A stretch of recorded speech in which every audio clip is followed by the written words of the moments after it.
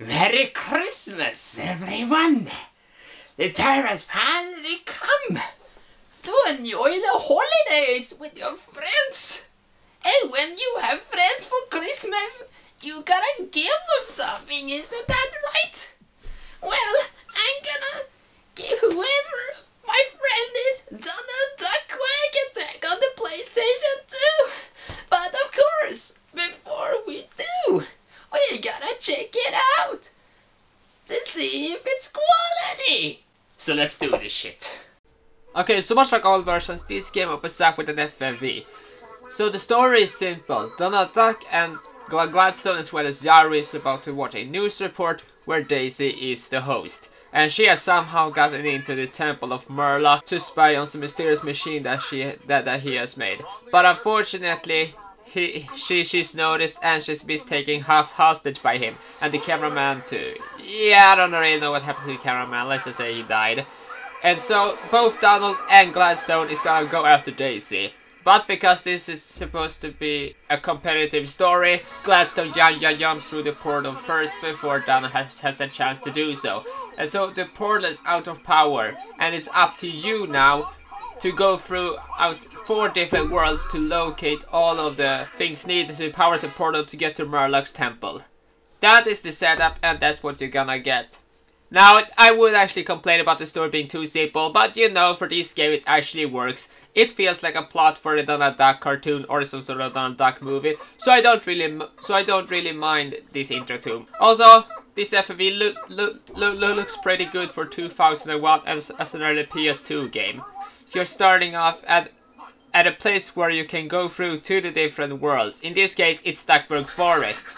And when you enter, you see 4 different levels in each. Just go through these garbage cans and you will start the first level. So the first level of this game, and it's a tutorial level. It's pretty easy to navigate through. You just have to get from start to finish. However, there's actually quite a few things that differentiate this game from Crash Bandicoot. For once, there's actually a reason that you have things appearing in this level, because your nephews has programmed gears into this computer program, whatever it means.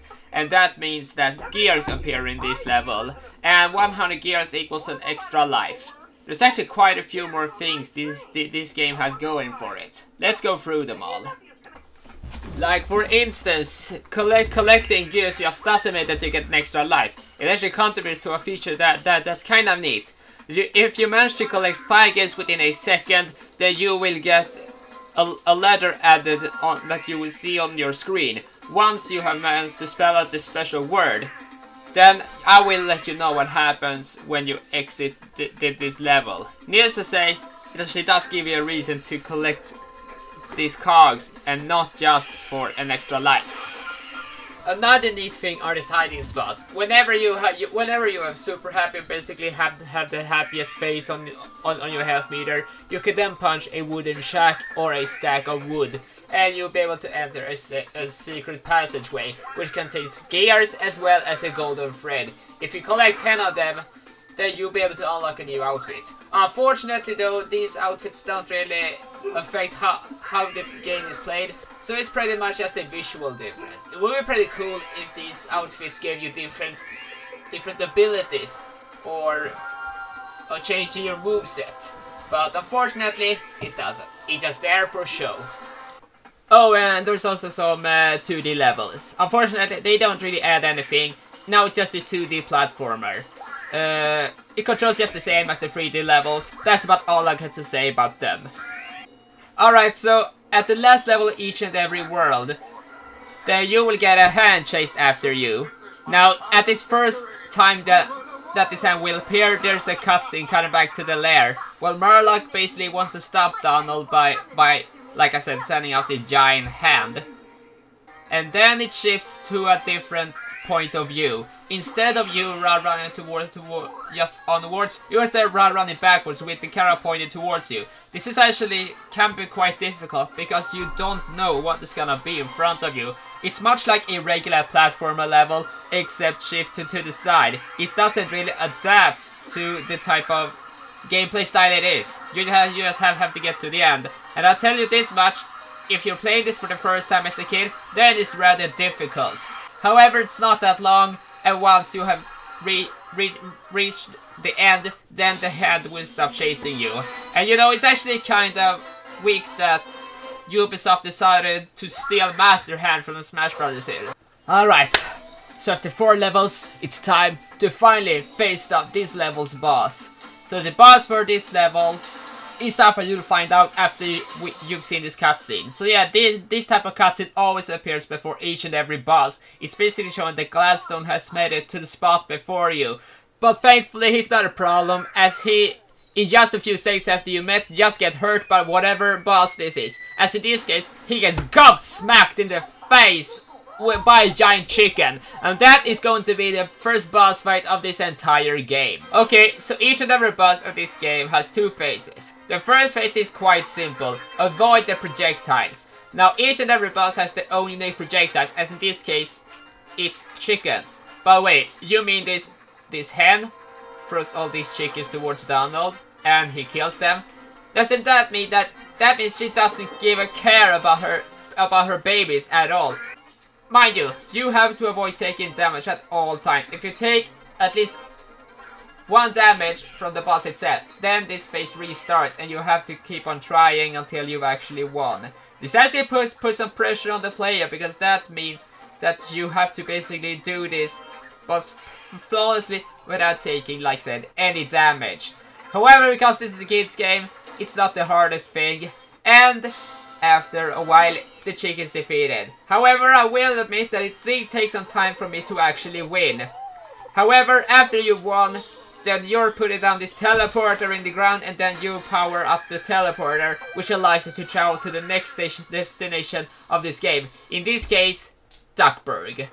And finally, we have arrived in Duckburg, a place I've been dying to want to see rendered in 3D. However, before you decide to spend your vacation there, let's just take a look at everything that this city does wrong. Okay, to start off, there are so many oddly placed things in this environment. First off, there are broken mattresses which you can jump on. And then there are sentient garbage cans who even throws at its own garbage. That must be extremely gross. And then there are the workers who pretty much are jackhammers all the time without even any thought of where they're gonna do their work. And then there are the trucks who drives in and then out again. It's just so weird that absolutely everything doesn't seem to work. This mayor must be a real bad.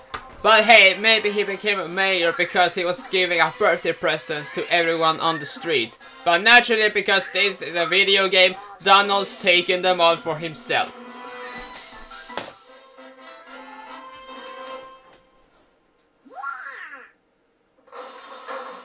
We have Gladstone, who seemingly has come ahead of us, despite we haven't seen him at all. But don't you worry, he's just a nuisance. The real fight starts now.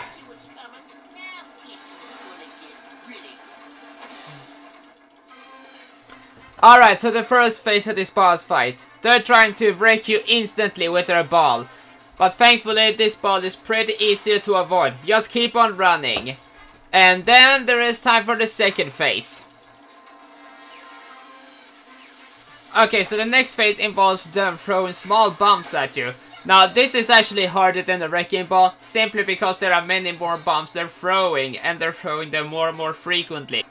And not to mention, they're also using the wrecking ball in combination with bombs to get a chance to kill you easier. Now, this is actually a pretty genius idea from Ubisoft, because now you have to guide the wrecking ball towards their crane, while at the same time avoiding bombs. It's actually lays up some kind of strategy that we haven't seen in too many platformers, even at this time. And then it's technically the second part of this phase, because now the wrecking ball actually starts making holes in the building that you're currently at. Yeah, sure, it's not that tough to avoid, and it's rather easy to get by. But you know, I will at least give them credit for adding something of a strategy that the previous boss did not have. And so after a few trial and errors, yeah, this boss wasn't really that tough. You have finally beaten the bigger boys, and then Donald pushes down an antenna into the ground, which then returns you to Gyro, who take you to Magica Dispel's mansion. So let's get ready. It's getting scary.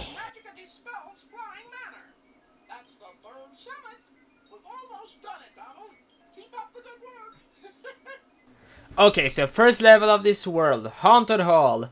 And as you can see, you have a time limit of 4 minutes. You don't have to worry about the time limits. Like I said previously, this time limit doesn't really matter. You might as well not even be there. You have always enough time to beat this level if you just keep going on as usual. But even so, if you're hitting a checkpoint, then the time resets to the time you had before you died. But I will actually say this is actually at the point when the game starts getting difficult, because now all the enemies blocks your way and they're in your path. And the enemies of this world are actually pretty good. There are those there are ghosts in wheelchairs with swords. There's Frankenstein's monster. There's actually a ton of great monsters that fits this world perfectly. Yeah, sure, Duckburg did that too, but then there wasn't really enough enemies that really felt like they could be enemies. But all of the enemies in this horror world, they're actually not half badly designed. They fit this world, which is something I really like. Alright, now it's time for level 2, Eerie Alley. Oh yeah, this is actually the second one, which only has 3 levels. Why only 3 levels? I have absolutely no idea. The first one has 4 levels, and Duckburg has 3, and now this one has 3 as well. Why so? I don't know, which is kind of odd when you really think about it. And by the way, I do apologize for the lack of things to say in this review, but to be honest, once you've seen the first level, you've seen the entire game. There isn't much that differs each and every level from one another aside from the world. That makes it kind of hard to go into a more detailed review, at least I cannot do so.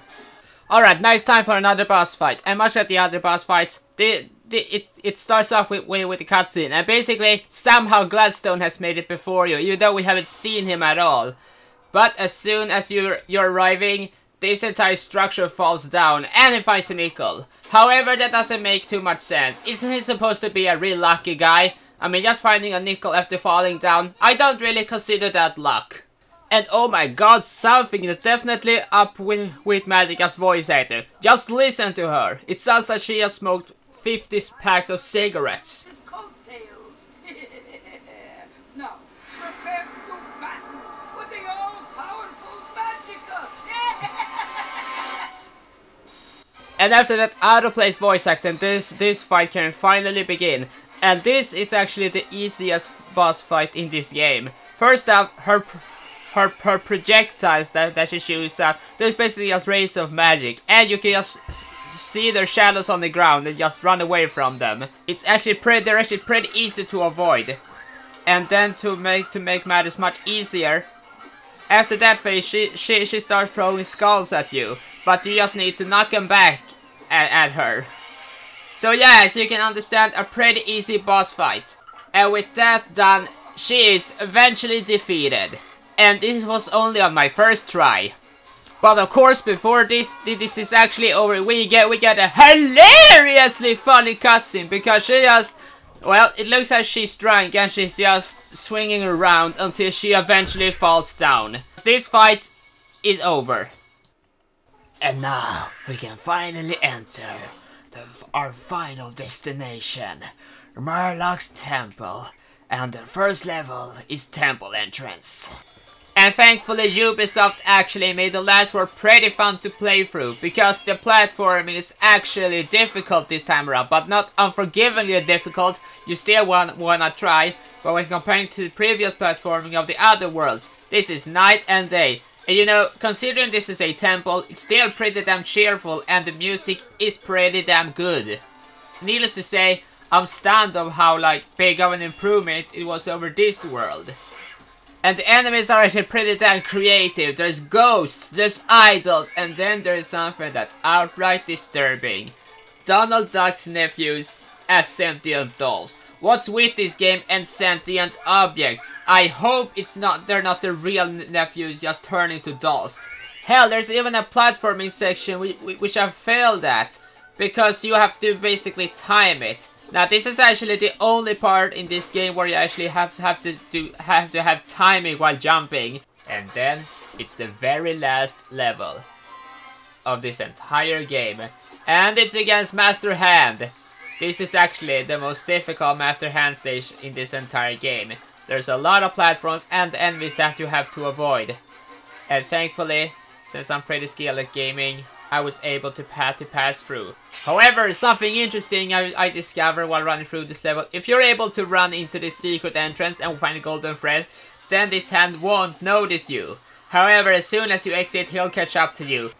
And now, it's finally time to face off against Murloc. But before this hilarious cutscene, and somehow that idiot Glassstone made it here before you. How did he do that? I have absolutely no idea. Okay, so out of all the fights in this game, I would definitely say that Murloc has the toughest boss fight. At least it's somewhat challenging, and you need some kind of strategy in order to succeed. Now he turns into a tornado, and it's pretty easy to avoid. However, something that does happen after this tornado, he actually turns into 4 different copies, and only one of them is real. So you have to pretty much guess. But if you can spot differences, he's pretty damn easy in this phase. Now I actually will admit that I actually died a few times, but hey, that is supposed to be the idea of a final boss fight. It's supposed to be like this final challenge after everything you have learned, and now you're gonna use every bit of skill you have left and all of the strength that you have gained through this journey. And now it's time for the epic conclusion. After Donald beats Murloc, his planet explodes or transforms or whatever, where basically he becomes a baby and then floats down a lava river. But we don't have time to worry about the child. Instead, the only thing we're gonna worry about is make sure that Donald and Daisy actually makes it back to Gyro's lab before it's too late.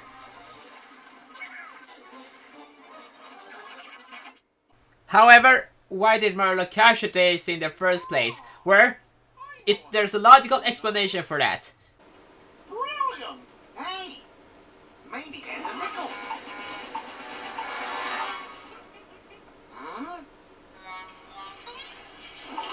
To make chocolate popcorn. Are you being serious? Well, a silly ending to a silly game. Popcorn machine.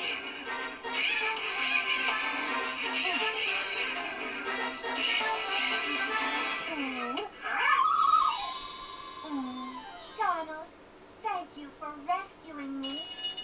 You're my hero. Well, given how she acts in the comics, I doubt she actually mean that. But oh well, that is the end to this game, and the last game review of the 2010s.